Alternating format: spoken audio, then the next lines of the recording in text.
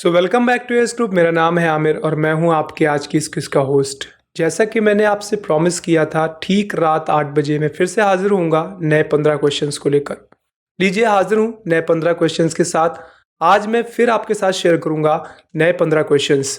चलिए स्टार्ट करते हैं आज की क्विज, टाइम ना वेस्ट करते हुए, और देखते हैं सबसे पहला क्वेश्चन आज का क्या है। विच of the following two different local area network can be interconnected। करेगा दो अलग अलग लोकल एरिया नेटवर्क्स है, एक अलग लैन है, दूसरा अलग लैन है। आपको उन दोनों लैंस को आपस में जोड़ना है, तो जोड़ने के लिए आप किसका यूज करेंगे? दो अलग अलग नेटवर्क्स हैं, आपस में कनेक्ट करना है। ऑप्शन ए ब्रिज का, ऑप्शन बी हब का, ऑप्शन सी स्विच का, एंड ऑप्शन डी बूस्टर का। आपके हिसाब से इसका सही जवाब क्या है? अपना जवाब अब आप सेंड कर सकते हैं।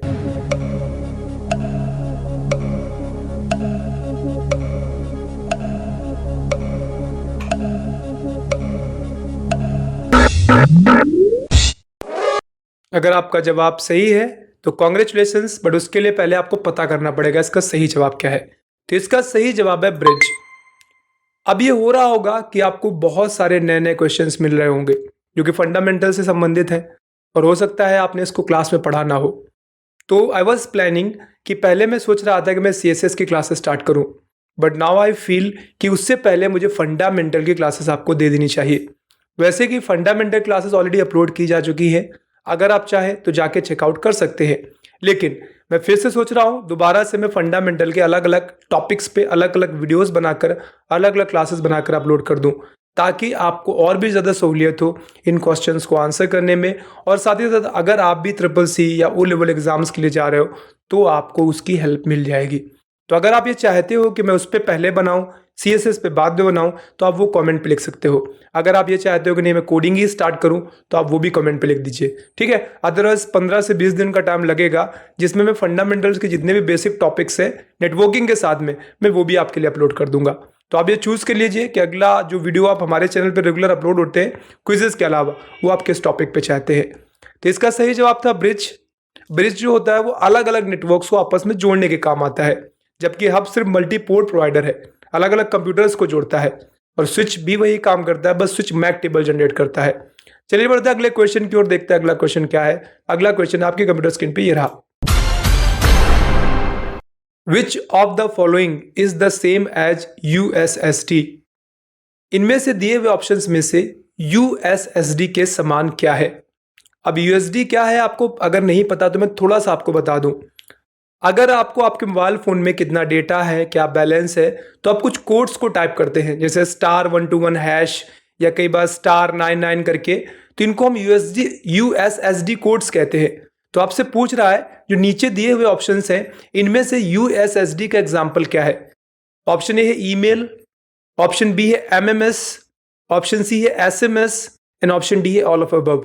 आपके हिसाब से दिए हुए ऑप्शंस में से USSD का एग्जाम्पल क्या है या के समान क्या है? आपका समय स्टार्ट होता है अब।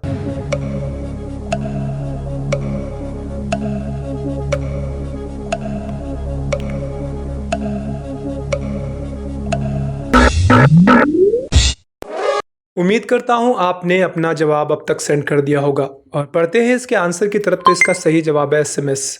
जब USSD कोड आप यूज करते हैं तो वहां पे सब कुछ आपको SMS के थ्रू ही मिलता है, MMS नहीं आता, और ना ही वो मेल है।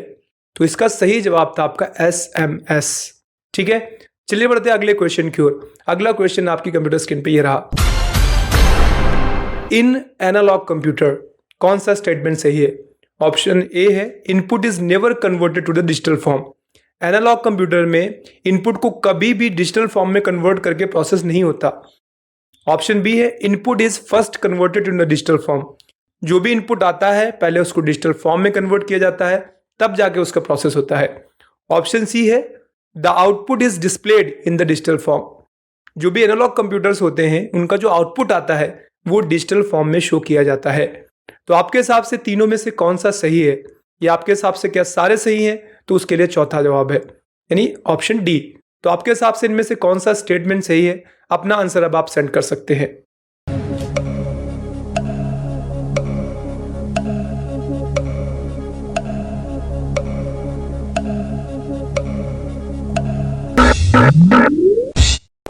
उम्मीद करता हूं आपने अपना जवाब अब तक सेंड कर दिया होगा। चलिए बढ़ते हैं, इसका सही जवाब क्या है जान लेते हैं। तो इसका सही जवाब है input is never converted to digital form. Digital form में कन्वर्ट ही क्यों करना है? अगर ये एनालॉग कंप्यूटर है तो पूरी तरह से एनालॉग पे काम करता होगा। अगर ये डिजिटल कंप्यूटर होता तो इसमें डिजिटली प्रोसेस होती। तो इसका जो सही स्टेटमेंट था वो पहला था, input is never converted into digital form. चलिए बढ़ते हैं अगले क्वेश्चन की ओर और देखते हैं अगला क्वेश्चन क्या है। तो अगला क्वेश्चन आपकी कंप्यूटर स्क्रीन पे ये रहा, which of the following is not a valid operator type of LibreOffice Calc. यानी अब पहले मैं आपको थोड़ा ऑपरेटर बता दूं। ऑपरेटर जो प्रोसेस करते हैं, जैसे अगर आपको दो नंबर्स को आपस में जोड़ना है तो इसको हम क्या कहते हैं, आप इसके लिए प्लस सिंबल का यूज करते हैं, यह एक अर्थमेटिकल ऑपरेटर है। ऐसे ही अगर आप दो संख्याओं में रिलेशन दर्शाना चाहते हैं, जैसे संख्या ए बड़ी है बी से, तो इसको हम रिलेशनल ऑपरेटर कहते हैं। तो आपसे ये पूछ रहा है दिए हुए ऑप्शंस में से कौन सा है जो कैल्क में ऐसा ऑपरेटर होता ही नहीं है। पहला अर्थमेटिकल ऑपरेटर क्या नहीं होता है, ऑप्शन दूसरा है रेफरेंशियल ऑपरेटर, तीसरा है कंपैरेटिव ऑपरेटर जिसमें हम कंपेयर करते हैं, और चौथा है टेक्स्ट ऑपरेटर। आपके हिसाब से इनमें से कौन सा ऑपरेटर है जो एमएस एक्सेल में या लिब्रे ऑफिस के कैल्क में नहीं होता? अपना जवाब अब आप सेंड कर सकते हैं।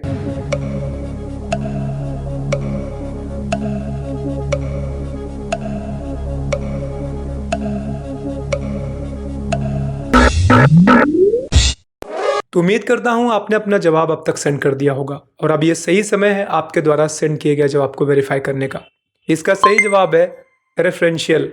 देखिए अर्थमेटिकल तो होता ही है, जोड़ना घटाना तो आप करते हैं एक्सेल में। सेकेंड चीज, कंपैरिजन भी करते हैं आप कि ए बड़ा हो या बी बड़ा हो। इसके लिए आप इफ इल्स का अगर यूज किया होगा आपने, इफ स्टेटमेंट का, इफ फंक्शन का एमएस एक्सेल में, तो ये उसका एग्जाम्पल है।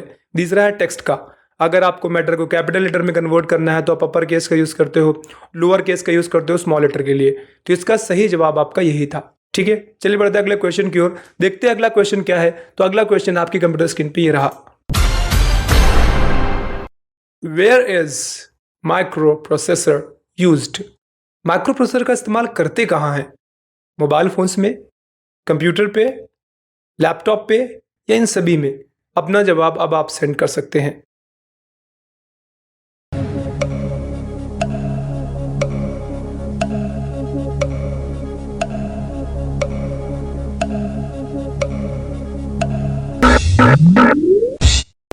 चलिए टाइम अप हो गया है और मुझे पहले से ही उम्मीद थी कि आपका जवाब इस बार सही होगा। क्यों? आपको पता होगा प्रोसेसर के बिना ना ही मोबाइल चल सकता है, ना ही कंप्यूटर चल सकता है, और ना ही लैपटॉप चल सकता है। तो प्रोसेसर सब में होता है, इसीलिए इसका सही जवाब है ऑल ऑफ अबव। अगर आपका गलत था तो प्लीज याद रखिए, बिना प्रोसेसर के कोई भी चीज प्रोसेस नहीं करती, तो उसके लिए हमें प्रोसेसर चाहिए ही चाहिए।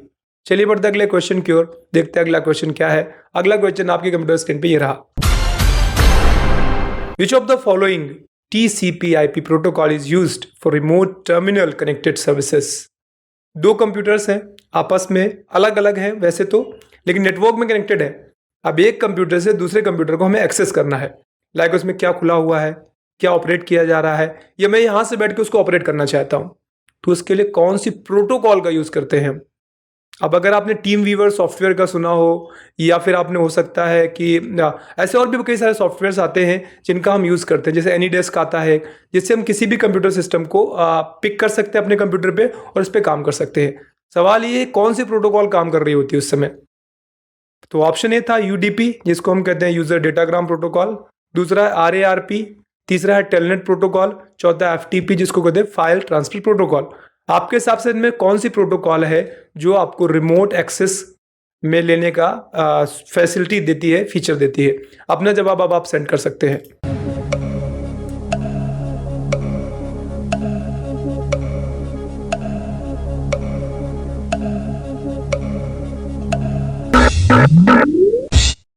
तो आपका टाइम समाप्त हो चुका है। टाइम समाप्त होने के बाद सही समय है आपके द्वारा सेंड किए गए रिजल्ट को वेरीफाई किया जाए। इसका सही जवाब है टेलनेट प्रोटोकॉल, क्योंकि टेलनेट प्रोटोकॉल की सहायता से ही आप किसी भी कंप्यूटर को रिमोट पे पिक करते हैं। बाकी UDP यूजर डेटाग्राम प्रोटोकॉल है, जब भी कोई डेटा आप सेंड करते हो तो वो डेटा एक्चुअल में कितना है UDP बताता है। ठीक है, ट्रांसफर करने का काम एफटीपी करता है, ऐसे आरएआरपी भी आपका काम करता है। तो बेसिकली इसका जो सही जवाब था वो था टेलनेट प्रोटोकॉल। चलिए बढ़ते हैं अगले क्वेश्चन की ओर, देखते हैं अगला क्वेश्चन क्या है। अगला क्वेश्चन आपकी कंप्यूटर स्क्रीन पे ये रहा। Which of the following is the current formula to all sum all the columns in the LibreOffice Calc. मान लीजिए आपने एमएस एक्सेल ओपन किया है, एमएस एक्सेल के जितने भी कॉलम्स हैं, जितने भी रोज हैं, सब जगह पे जो भी कुछ लिखा गया है आप उन सबको जोड़ना चाहते हो एक साथ, तो इसका कौन सा फॉर्मूला आप यूज करोगे जो नीचे लिखे हुए हैं? ऑप्शन ए आपके सामने है, ऑप्शन बी आपके सामने है, ऑप्शन सी आपके सामने है एंड ऑप्शन डी आपके सामने है। आपको पूरे के पूरे डेटा को जोड़ना है। आपका समय स्टार्ट होता है अब।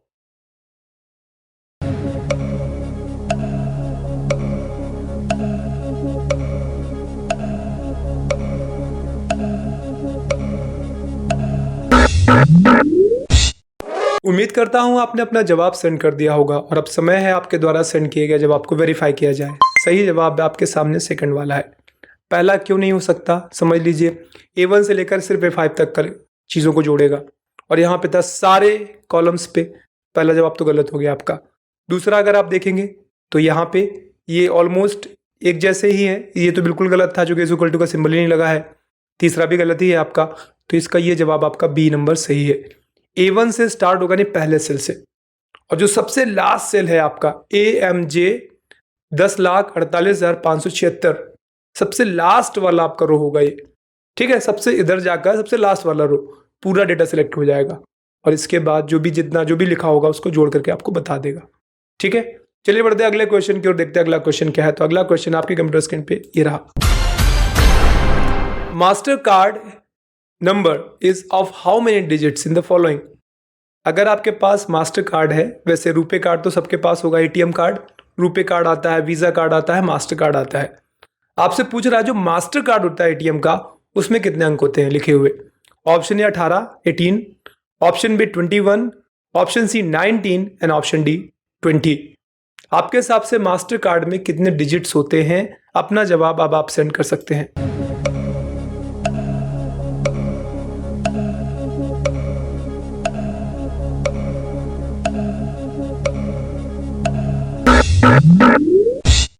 उम्मीद करता हूं आपने अपना जवाब सेंड कर दिया होगा और इसका सही जवाब है 19 डिजिट्स। ना पता हो तो याद रखिएगा, अगली बार से कभी भी सवाल पूछा जाए कि एक मास्टर कार्ड में कितने डिजिट्स होते हैं, 19। वहीं अगर हम वीजा कार्ड या रुपे कार्ड की बात करते हैं उनमें 16 होते हैं। ठीक है, चलिए बढ़ते हैं अगले क्वेश्चन की ओर, देखते हैं अगला क्वेश्चन क्या है। तो अगला क्वेश्चन आपकी कंप्यूटर स्क्रीन पे ही रहा। On which of the following frequency does USSD work.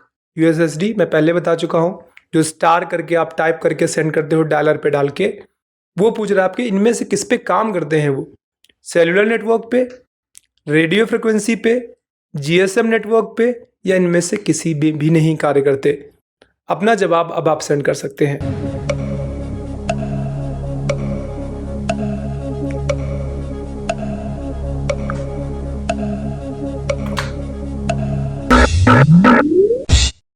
उम्मीद करता हूं आपने अपना जवाब सेंड कर दिया होगा और अब सही समय है आपके द्वारा सेंड किए गए जवाब को वेरीफाई किया जाए। तो इसका सही जवाब है GSM नेटवर्क। GSM नेटवर्क पे आपका USSD, जिसको हम कहते हैं, फुल फॉर्म लिख के रखा हुआ है मैंने, unstructured supplementary service data. Unstructured supplementary service data, ये उस पर काम करते हैं और ये सबसे पहली बार आया था 23 अगस्त 2010 को। ठीक है, चलिए बढ़ते अगले क्वेश्चन की ओर, देखते हैं अगला क्वेश्चन क्या है। तो अगला क्वेश्चन आपकी कंप्यूटर स्क्रीन पे ये रहा। Where are the data and the program stored while using the processor? जब प्रोसेसर को यूज कर रहा होता है डेटा, उस समय वह डेटा, वह प्रोग्राम कहाँ स्टोर होता है। ऑप्शन ए मेन मेमोरी पे, ऑप्शन बी सेकेंडरी पे, ऑप्शन सी रोम पे एंड ऑप्शन डी इनमें से कोई नहीं, कहीं पे भी स्टोर नहीं होता। आपके हिसाब से इसका सही जवाब क्या है? अपना जवाब अब आप सेंड कर सकते हैं।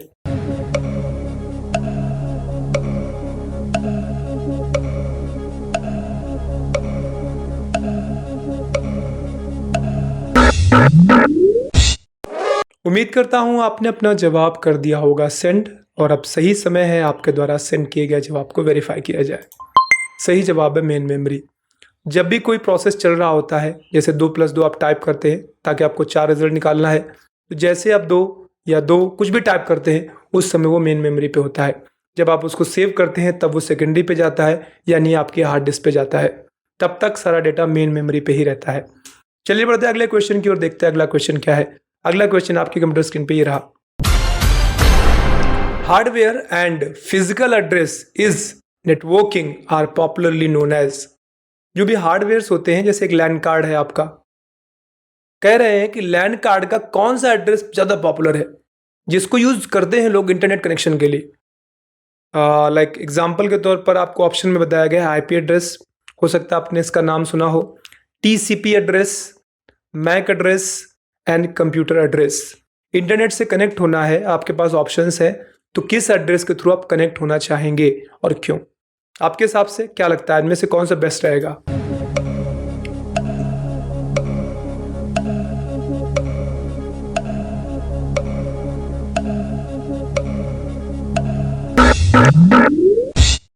उम्मीद करता हूं आपने अपना जवाब अब तक सेंड कर दिया होगा और अब सही समय है आपके द्वारा सेंड किए गए जवाब को वेरीफाई किया जाए। तो इसका सही जवाब है मैक एड्रेस। देखिए, आईपी एड्रेस जिसको हम कहते हैं इंटरनेट प्रोटोकॉल एड्रेस, यह एक लॉजिकल लिंक कंट्रोल के अंतर्गत काम करता है। आईपी एड्रेसेस बदलते रहते हैं, इसलिए कम सेफ होते हैं। और जो मैक एड्रेस होते हैं फिजिकल एड्रेस होते हैं, जब लैन कार्ड बनाया गया उसी में वो एड्रेस डाल दिया गया, ये बदल नहीं सकता।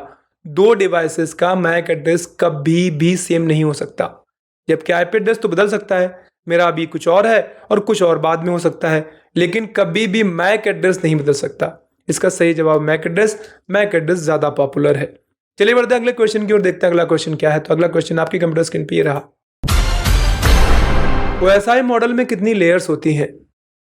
OSI consist how many of layers? Option A 5 layer है, ऑप्शन बी 7 लेयर है, ऑप्शन सी 4 लेयर है एंड ऑप्शन डी इनमें से मतलब 9 लेयर है, सॉरी 9 लेयर्स। आपके हिसाब से सही जवाब क्या है? अपना आंसर आप सेंड कर सकते हैं।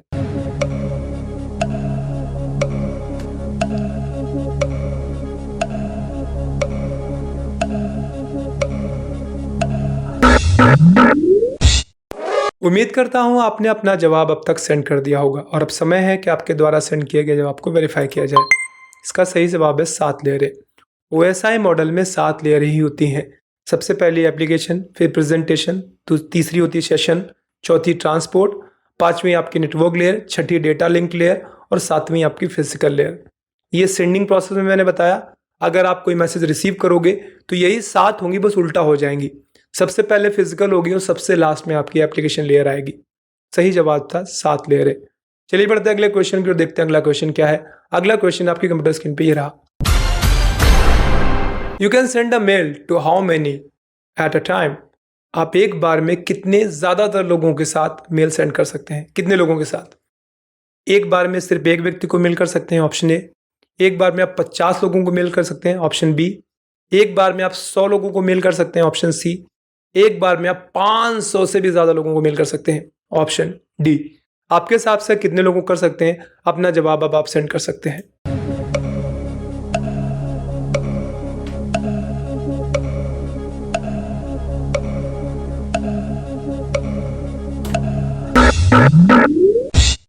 तो उम्मीद करता हूं आपने अपना जवाब सेंड कर दिया होगा और अब समय है आपके द्वारा सेंड किए गए जवाब को वेरीफाई किया जाए। इसका सही जवाब है more than 500।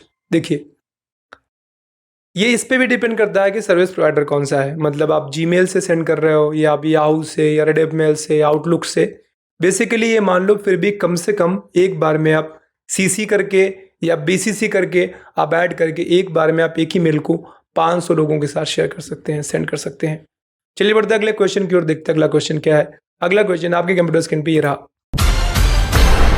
How many bits are there in a nibble? एक निबल में कितनी बाइट्स होती हैं? सॉरी, बिट्स नहीं, बाइट्स।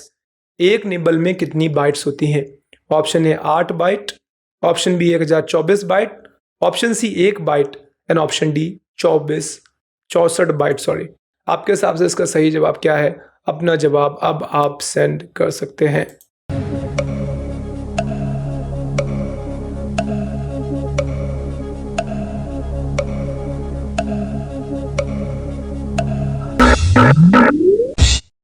उम्मीद करता हूँ आपने अपना जवाब सेंड कर दिया होगा और अब समय है आपके द्वारा सेंड किए गए जवाब को वेरीफाई किया जाए। 8 बाइट बराबर 1 निबल। ये जवाब मैं पहले ही बता चुका हूँ आपको, इसलिए मैं एक्सप्लेनेशन दूंगा नहीं आपको, सीधे मैंने आंसर बता दिया आपको।